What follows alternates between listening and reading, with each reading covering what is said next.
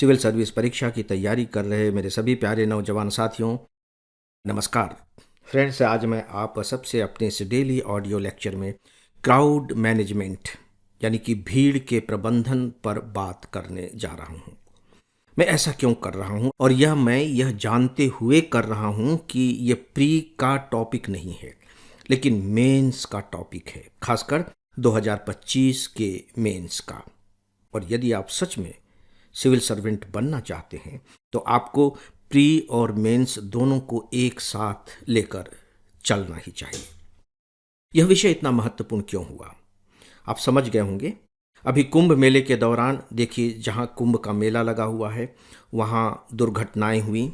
इसके बाद railway platform पर दुर्घटनाएं हुई और दुर्घटनाएं कुछ इस तरीके की थीं कि इस विषय को लेकर के मुझे लगता है कि लगभग सभी अखबारों ने, मैं डेली 10 अखबार पढ़ता हूँ, सभी अखबारों ने अपने अपने एडिटोरियल लिखे और कुछ अखबारों ने तो बाकायदे इस पर आर्टिकल भी लिखा।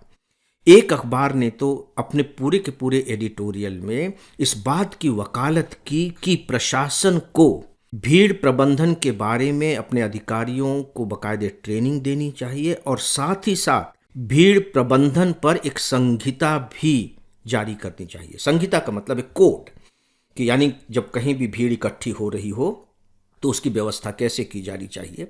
जैसे मुझे मालूम है कि जब हमारे प्रधानमंत्री जी, राष्ट्रपति जी कहीं भी जाते हैं, अपने देश की मैं बात कर रहा हूँ, तो बाकायदे उनके लिए ब्लू बुक बनी हुई है।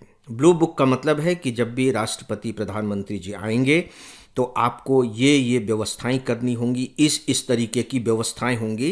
ये सब कुछ बिल्कुल लिखित तौर पर होता है और जो डिस्ट्रिक्ट मजिस्ट्रेट होता है उसकी जिम्मेदारी होती है कि वो ब्लू बुक के अकॉर्डिंगली सारी व्यवस्थाएं करे।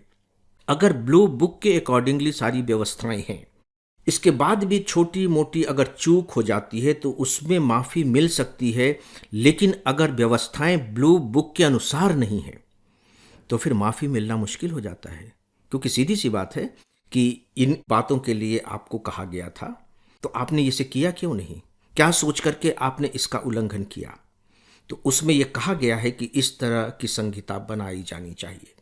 क्योंकि ये सिविल सर्विस से जुड़ा हुआ है, प्रबंधन का विषय है, इसलिए मुझे लगा कि इस पर बात की ही जानी चाहिए। देखिए, सामान्य तौर पर तो अगर भीड़ प्रबंधन पर आपसे पूछ लिया जाए तो आप लिख देंगे, कुछ बातें तो दिमाग में होती ही है ना। लेकिन यदि आपको सिविल सर्विस में सेलेक्ट होकर के अच्छी रैंकिंग लानी है तो फिर सामान्य तरीके से लिखने से रैंकिंग तो नहीं आएगी। हो सकता है कि सामान्य तरीके से लिखने में आप बाहर ही हो जाए, क्योंकि सभी सामान्य तरीके से लिख लेंगे तो आपको फिर यूपीएससी सेलेक्ट करेगी क्यों? तो आपको कुछ ना कुछ तो ऐसा प्रमाण देना ही होगा ना कि भाई मुझे सेलेक्ट कीजिए, उसे मत सेलेक्ट कीजिए। उसने भी लिखा है, मैंने भी लिखा है, लेकिन आप देखिए कि मैंने थोड़ा बेहतर तरीके से लिखा है। तो बस मेरा पर्पज़ यही है इस लेक्चर का कि मैं आपको बेहतर तरीके से लिखने की ओर ले जाऊं।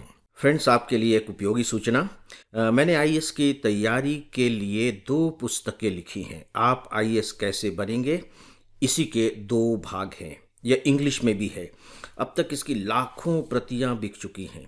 यदि आप अपने आईएएस के लक्ष्य के प्रति सीरियस हैं तो आप इन दोनों पुस्तकों को लाइट हाउस मानकर चलें। यह आपके लिए एक प्रकार से मस्ट रीड बुक है। आप नीचे डिस्क्रिप्शन में दिए गए लिंक से ये दोनों पुस्तकें मंगा सकते हैं। दोस्तों, भीड़ क्या है, ये इनके बारे में मैं बात करने नहीं जा रहा हूँ। इससे जुड़े जो 3-4 शब्दावलियाँ हैं, मुझे लगता है कि मैं इनके बारे में आपको बता दूं, ताकि आंसर राइटिंग में जब आप इन शब्दों का प्रयोग करेंगे तो आपको बेहतर मार्क्स मिल सकें। देखिए, एक होती है मॉब मेंटालिटी, इसे आप कहते हैं मॉब साइकोलॉजी। मॉब साइकोलॉजी यानी कि जो भीड़ है, भीड़ का जो मनोविज्ञान है वो बिल्कुल अलग होता है। भीड़ निजी तौर पर नहीं सोचता, भीड़ सामूहिक तौर पर सोचता है। भीड़ तार्किक नहीं होता, भीड़ इमोशनल होता है। जैसे मान लीजिए कि एक अफवाह फैल गई, तो जो भीड़ का व्यक्ति है, एक भी व्यक्ति ऐसा नहीं होगा जो सोचेगा कि नहीं ये गलत भी हो सकता है, ये अफवाह है। नहीं, अफवाह उड़ी है, इसका मतलब है कि वो उसे सच मानेगा। तो जो व्यक्ति है वो इमोशनली सोचता है, यानी कि जो कुछ भी भीड़ कर रही है वही वह करेगा, जो कुछ भी भीड़ सोच रही है वही वह सोचेगा। यह है मॉब मेंटालिटी। इसका एक साइंस है। साइंस ये है कि प्रति वर्ग मीटर क्षेत्रफल में यदि 3 से 4 लोग तक जमा हैं, इकट्ठे हैं, तब उन्हें कोई ज़्यादा दिक्कत नहीं होगी। सांस लेने में भी ठीक ठाक ही आसानी रहेगी। थोड़ा बहुत वो हाथ पैर भी मार लेंगे, इधर उधर फैला लेंगे, इधर उधर थोड़ा सा चल भी लेंगे अपने अनुसार। लेकिन ये जो संख्या होनी चाहिए प्रति वर्ग मीटर 3 से 4 लोगों का घनत्व।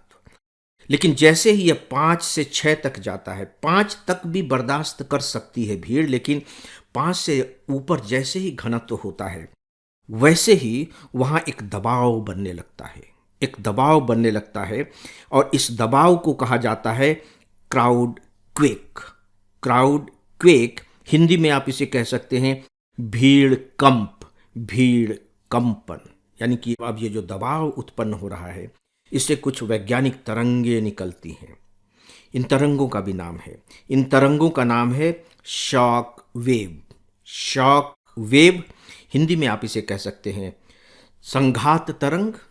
तो जब ये तरंगे फैलती हैं तब एक अलग तरह की शारीरिक परेशानियां होने लगती हैं, क्योंकि व्यक्ति हाथ पैर नहीं हिला पा रहा है, सांस लेने में दिक्कत हो रही है, भीड़ का दबाव उसके ऊपर पड़ता चला जा रहा है, अपने हिसाब से वह अपनी दिशा निर्धारित नहीं कर रहा है। तो आप देखिए उसकी पूरी की पूरी जो साइकोलॉजी है वो डिफरेंट तरीके की हो जाती है। ये है भीड़ की स्थिति। मैं इस पर बात नहीं कर रहा हूँ, मैं अब बात करूँगा भीड़ का प्रबंधन कैसे किया जाना चाहिए। और इसके लिए मैं जो 4 महत्वपूर्ण पॉइंट्स हैं, केवल वे ही पॉइंट्स आपके सामने रख रहा हूँ।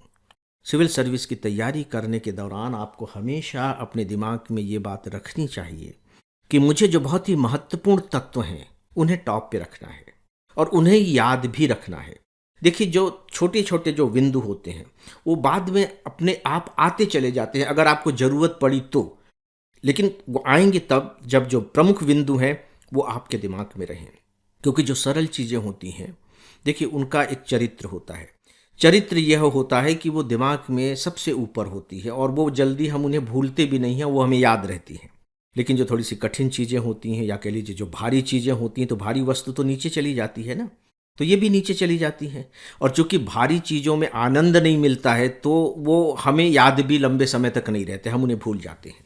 इसीलिए जो बहुत ही महत्वपूर्ण चीज़ें हैं, बहुत महत्वपूर्ण बातें हैं जिन्हें मैं यहाँ भारी चीज़ें कह रहा हूँ, प्लीज़ आप अपनी तैयारी को वहीं तक सीमित रखें। जब मैं तैयारी की बात कर रहा हूँ तो मेरे कहने का मतलब है कि जिन्हें हम याद करते हैं और याद रखना चाहते हैं, ठीक है। तो 4 जो सबसे इम्पोर्टेंट तत्व हैं वे मैं आपके सामने रखने जा रहा हूँ। जैसे नंबर 1 जो सबसे महत्वपूर्ण है वो है कि आपको स्टॉप गेट बनाने चाहिए। स्टॉप गेट कहने का मतलब है कि एक पर्टिकुलर स्थान है जहां भीड़ को इकट्ठा होना है। जैसे कुंभ मेला, वहां भीड़ इकट्ठी होनी है, वहां लोग आने शुरू हो जाएंगे, लोग आने शुरू हो जाएंगे। आपको उसका पूरा का पूरा क्षेत्रफल मालूम है कि एरिया कितना है, तो उस एरिया के हिसाब से आप कैलकुलेट कर लीजिए कि कितने लोगों को आपको परमिट करना है कि वो उस एरिया में जाएं। राइट, आप एक स्टॉप गेट बना दीजिए। जैसे ही उतने लोग अंदर पहुंच जाते हैं आप उन्हें इस बिंदु पर रोक दीजिए, कहिए कि आप वेट कीजिए। लेकिन एक ही स्टॉप गेट से बात नहीं बनेगा, क्योंकि कुंभ मेले में आने वालों की संख्या बहुत ज़्यादा है। अगर आप एक ही स्टॉप गेट बनाएंगे तो पता लगा कि स्टॉप गेट के बाहर इतनी भीड़ जमा हो गई है कि यहाँ दुर्घटना घटित हो सकती है। तो इसका मतलब है कि भीड़ आने की जो संख्या है और उनके जो आने के रास्ते हैं, आपको वहाँ भी स्टॉप गेट बनाने पड़ेंगे। जैसे कुंभ मेला में अलग अलग रास्तों से लोग आ रहे हैं, अलग अलग दिशाओं से आ रहे हैं, वाराणसी से आ रहे हैं, रीवा सतना साइड से आ रहे हैं, अलग अलग तरीके से आ रहे हैं। तो मार्ग तो हैं, उन्हें रोकना आसान नहीं होगा। और आप मॉडर्न टेक्नोलॉजी के साथ काम कर रहे हैं तो आपको बिल्कुल सारी चीज़ें मालूम है कि यहाँ इतनी संख्या आ चुकी है, उसका भी कैलकुलेशन है। तो आप उन्हें रोकते चले जाइए, रोकते चले जाइए।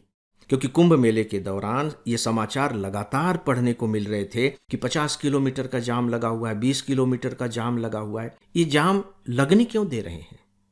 जहां भी आपको लगता है कि जाम लगने की स्थिति हो गई है, आप उन्हें वहां रोकिए, प्रवेश बंद कर दीजिए। देखिए जो हमारे पहाड़ हैं, खासकर गर्मी के दिनों में कितने ज़्यादा क्राउडेड हो जाते हैं, अंदर चलना मुश्किल है, गाड़ी पार्क करने की जगह नहीं है, 1-1 किलोमीटर की दूरी तय करने में 1-1 घंटा लग रहा है। लोग पहाड़ों पर एंजॉय करने गए हैं और पता लगा कि वो संकट में फंसे हुए हैं। इनको बड़े आराम से कंट्रोल किया जा सकता है, बशर्ते कि हम अपने लालच को कंट्रोल कर सकें। सीधी सी बात है कि नहीं, इतने ही लोग अलाउ किए जाएंगे। सिनेमा हॉल में कभी भीड़ हुई है आप बताइए? सीधी सी बात है कि जितने सीट हैं आपको उतनी टिकट दी जाएंगी, बस खत्म होगी, बात खत्म हो गई। तो उसे यहाँ भी लागू किया जा सकता है, इसमें कोई दिक्कत की बात नहीं है। दोस्तों, जो दूसरा इंपॉर्टेंट पॉइंट है वो है कि आने और जाने के रास्ते बिल्कुल अलग अलग होने चाहिए। जो कुंभ मेले के दौरान जिनकी कमी दिखाई दी, आने और जाने का रास्ता और उसके बीच में बिल्कुल स्पष्ट रूप से विभाजन होना चाहिए। तीसरा है कि सूचना प्रसारण की व्यवस्था होनी चाहिए, कम्युनिकेशन सिस्टम, और लगातार आप प्रसारित करते रहिए, लगातार प्रसारित करते रहिए। यहाँ भीड़ है, यहाँ नहीं आना है, आपको ये सावधानियाँ रखनी है।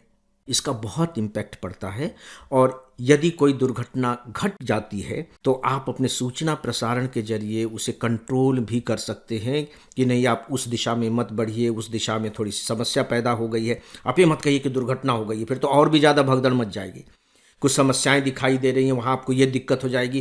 किसी भी तरह से घुमा फिरा करके आप उन्हें वहाँ जाने से रोकिए।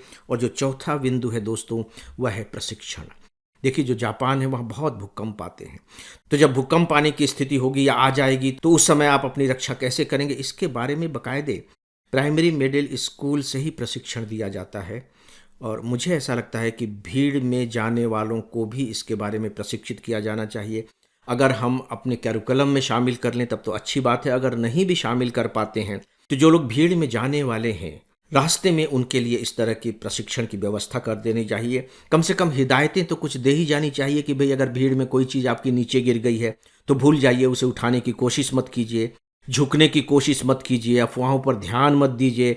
अगर आप गिर जाएंगे तो आप बाईं तरफ लेटिए, इससे आप सुरक्षित रहेंगे। अपना जो आकार है वो आप बीच में अपनी कमर उठा लीजिए, तो इससे आपके जीवन की रक्षा हो जाएगी। ये कुछ ऐसी स्थितियां हैं जिनके माध्यम से हम भीड़ में अपने होने वाले नुकसान को बहुत सीमा तक बचा भी सकते हैं। तो इस तरह के प्रशिक्षण से भी जो दुर्घटनाएं घटेंगी, जो जान माल की हानि होगी, उनमें हम कमी ला सकते हैं। तो दोस्तों, ये भीड़ प्रबंधन के बारे में थी कुछ बातें, और अब डेली ऑडियो लेक्चर को यहीं समाप्त करता हूँ। नमस्कार।